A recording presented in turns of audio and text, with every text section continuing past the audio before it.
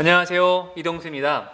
오늘은 민주주의와 교육 제2장에 대해서 한번 이야기를 계속 이어나가 보도록 하겠습니다.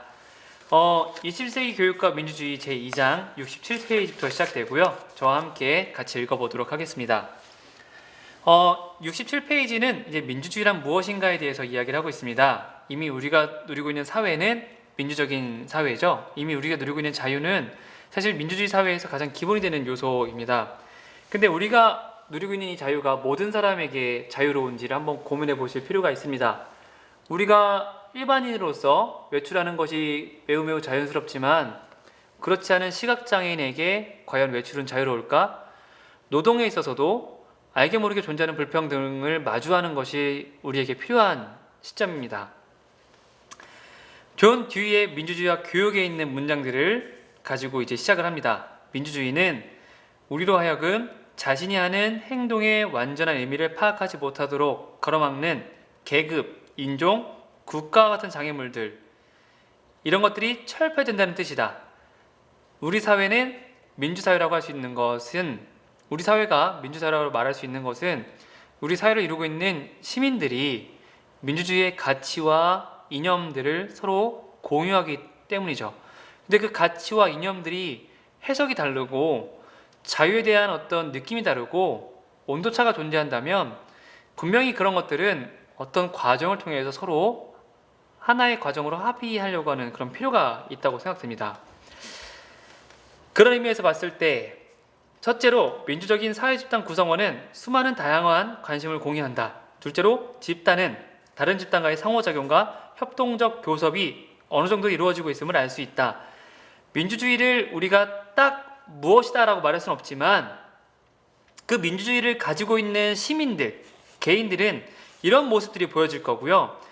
이런 시민들이 이루어진 작은 공동체, 집단들은 서로 상호작용하고 서로 협동적인 교섭이 어느 정도 이루어진다라고 하는 것, 이런 모습이 있는 것이 과연 민주주의 사회라고 말할 수 있습니다. 그러면 민주주의 사회에는 어떤 모습들이 드러나고 있는가? 바로 협력, 의사소통과 대화, 창의성, 그리고 여긴 담아있지 않지만 비판적 사고, 비판적인 성찰 과정이 바로 민주적인 집단들이 가지고 있는 모습입니다. 민주적인 집단들이 가지고 있는 모습들은 사실 우리 21세기를 위한 교육의 그 내용과도 일맥상통합니다. 많은 책들에서 제시하고 있는 20세기 교육의 가장 큰 특징은 학생들에게 협동하는 방법, 의사소통, 창의성, 비판적 사고력을 길러줘야 된다고 합니다. 근데 민주적인 집단은 바로 이 협력, 의사소통과 대화, 창의성, 이런 내용들을 담고 있기 때문에 이 내용을 담고 있는 민주적인 집단 자체가 어떻게 보면 21세기 교육을 위한 그 방향으로도 우리가 살필 수가 있습니다. 그러면 교육이라고 하는 것은 민주주의 사회를 유지한다, 민주주의 사회를 계속 만들어간다 함에 있어서 매우 중요한 역할을 합니다. 결론부터 말하면 72페이지입니다. 모든 정치 철학자들은 시민성을 위해 젊은이를 준비시키는 데 있어서 교육의 중요성을 인식하고 있다. 그러니까 시민성을 위해 젊은이를 준비시킨다. 이 말은 결국 민주적인 사회를 만들어간다라고 하는 것은 현 세대가 다음 세대에게 민주주의 민주성이, 시민성이 어떤 것을 같이 공유하고 그런 공통된 지식을 가지고 있는지를 계속 알려주는 것이고, 그런 작업을 하는 것이 교육이라고 보는 거죠. 그러면 이 앞에서 이런 교육의 역할에 대해서 허친서와 아들러, 듀이, 이렇게 두 그룹을 나눠가지고 서로 상반된 방법에 대해서 얘기를 하고 있습니다.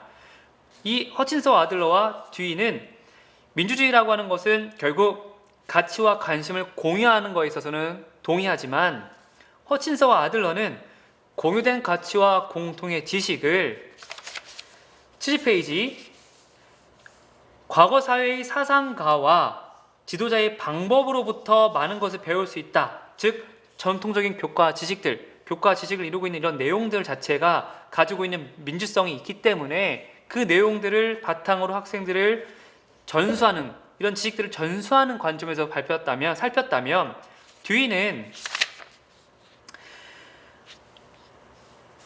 71페이지 과거를 무시하지 않았지만 미래를 구성하기 위해 현재의 경험을 분석하는 데 집중했다. 현실의 문제를 바탕으로 이 문제와 관련된 집단 내에서의 의사소통과 대화, 그럼 이 의사소통을 할 수 있는 장이 바로 공교육이라는 것이죠. 아들러와 허친스, 듀이 모두 민주사회는 가치와 관심을 공유하는 사회다라고 하는 데선 동의했고, 이 사회를 이루고 있는 것은 결국 시민이다라고 하는 것. 근데 이 시민을 길러내는 방법에 있어서 약간의 차이가 있었습니다. 그럼 허친스와 아들러, 듀이의 이런 차이를 넬 나딩스는 어떻게 극복했냐면 71페이지의 마지막 문장을 통해서 알 수 있듯이 우리는 민주사회는 다양성도 존재하지만 통합의 건전한 궁양, 그러니까 다양성도 존재하지만 이 다양성을 다시 하나로 묻힐 수 있는, 통합할 수 있는 이런 것들이 서로 균형 잡혀야 되는데, 그런 것들을 그 다음 장에 있는 생태적 세계 민주주의라고 하는 방식으로 풀어냅니다. 이 방식은 여기는 안 나오고요, 7장에서 조금 더 자세히 논의를 해보겠습니다. 그러면 교육은 두 번째 소주제입니다. 교육의 민주적 이론을 향하여. 그러니까 교육이라고 하는 것이 민주사회를 계속 유지시키려면 교육 역시 어떻게 보면 민주주의를 담고 있어야 되는데, 교육은 과연 민주적인 이론을 향해서 어떻게 나아가고 있고 교육의 목적은 무엇인가에 대해서 이제 이야기를 시작하는데요. 에미 구트만이라는 학자의 이야기를 가지고 왔습니다. 에미 구트만의 학자는 이 민주주의 사회는 결국은 정치로 볼 수 있죠.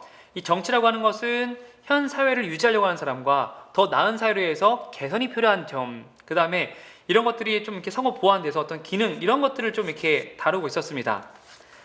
근데 너무나 많이 이제 에미 구트만의 내용들을 함축하다 보니까 사실 해석이 좀 다양하게 되는 것도 있고 좀 오해의 소지도 있는 것 같은데, 중요한 것은 에미 구트만이 정치적 이론들 중에서 교육을 어떻게 바라봤느냐, 기능주의자의 관점에서 봤다는 것들이 사실 이 책에서 중요한 시사점입니다. 기능주의, 교육이라는 것이 사회 체제를 유지하는 데 있어서 계급을 재생산한다. 그러니까 사회라고 하는 것이 몇 개의 톱니바퀴들, 기어들이 잘 맞물려 돌아가는 것인데요. 그러면 이 톱니바퀴 하나가 낡아서 빠지면 또 다른 톱니바퀴가 대체돼야 되는데, 그렇게 톱니바퀴를 끼워 맞추는 형식으로 교육이 역할한다. 계급을 재생산한다 라고 보시면 될 것 같습니다. 의사 집안에서 의사 나고 검사 집안에서 검사 나듯이 교육자 집안에서 교육자 나고, 어떻게 보면은 학교 교육을 통해서 교육이 희망의 사다리로서 기회를 보장해줬으면 나중에 어떤 성취의 결과까지 이런 거 다 보장이 돼야 되는데, 그런 게 없다라고 하는 내용들이죠. 그래서 보시면 아시겠지만 등급, 표준 이런 내용들 통해서 결국 교육이라는 것이 계급을 재생산하는 역할이다 라고 비판을 하고 있습니다. 그러니까 현재의 교육이 민주적이지 못하다는 거죠. 왜? 민주적인 교육은 앞서 말씀드렸던 것처럼 민주주의 사회라고 하는 것이 결국은 이렇게 사회를 구현하는 이런 원칙들도 담겨 있어야 되고, 이런 공통된 가치와 공통의 지식 이런 것들을 전수하면서 의사소통의 장도 돼야 되고 이렇게 해야 되는데, 단지 계급을 재생산하는 그런 기관밖에 되지 않기 때문에 교육은 민주적이지 못하다라고 비판을 하면서 시작을 합니다. 그럼 그 민주적이지 못한 교육이 어떻게 하면 민주적일까? 바로 에미 구트만이 강조했던 수기의 논의를 가지고 옵니다. 수기 논의를 제가 지금 너무 빨리 지나갔는데요. 73페이지에서 보면은, 그리고 74페이지에서 보면은 어떤 얘기를 하냐면, 이 사회라고 하는 것이 똑같은 계급들이 계속 유지가 되면서 이 계급이 그 사회에서의 어떤 역할을 다함으로써 그 사회가 돌아가는데, 그러면 그 계급과 계급 사이에 보이지 않는 불평등을 해소하는 장치들이 마련이 돼야 되는데, 그렇지 않기 때문에 계급과 계급은 불평등하지만 불평등한 채로 살아가고 있다. 그걸 비꼬은 소설도 존재하잖아요. 예를 들면은 올더스 헉슬리의 멋진 신세계처럼 계급 사회가 분명히 존재하지만 그 계급 사회의 계급 구성원들이 다른 계급에 어떻게 살아가는지 관심도 없고 모르기 때문에, 그리고 그 계급 안에서 절대적인 만족을 누릴 수 있는 것으로 교육을 받아서 커왔기 때문에 불평등처럼 안 보이는 것이죠. 그래서 실제 생활에서 권력 관계는 보존될 듯하다. 이 문장이 굉장히 가슴 아프지만 교육이 그렇게 역할을 못하고 있다는 것입니다. 계급을 재생산하고 있고 사회 변화를 못 일으키고 있다라고 하는 것이죠. 그러면서 이제 볼스와 진티스라고 하는 사회학자, 경제, 이런 교육 이런 것을 사회적 관점에서 해석한 사람들의 이야기를 계속 이야기하고 있는데, 결국 이 모든 문장들은 어떻게 내용이 정리가 되냐면, 우리 교육이 민주적인 사회에서 이 교육은 결국은 각자 가지고 있는 사람들의 재능과 탤런트를 이제 키워나갈 수 있도록 안내해야 된다라고 하는 그런 통로, 사회로 나갈 수 있는 정말 통로가 되어줘야 된다라고 하는 것을 계속 강조를 하고 있습니다.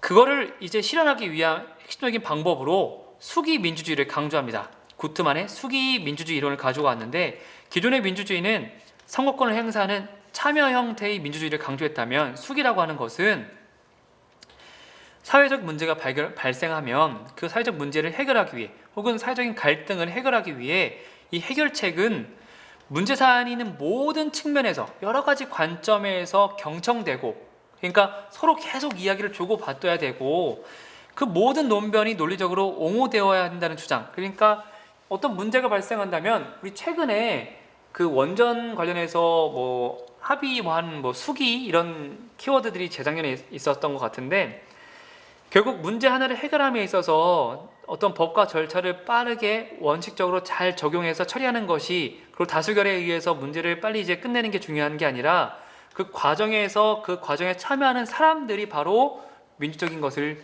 드러낸다라고 하는 것이죠. 그거를 이제 이야기하고 있습니다. 그러면 그런 과정들이, 그런 노력들이, 그런 민주성이 과연 학교 교육에 어떻게 반영될까? 그것이 반영된 학교 교육의 모습은 무엇일까라고 했을 때 76페이지에 정의하고 있습니다.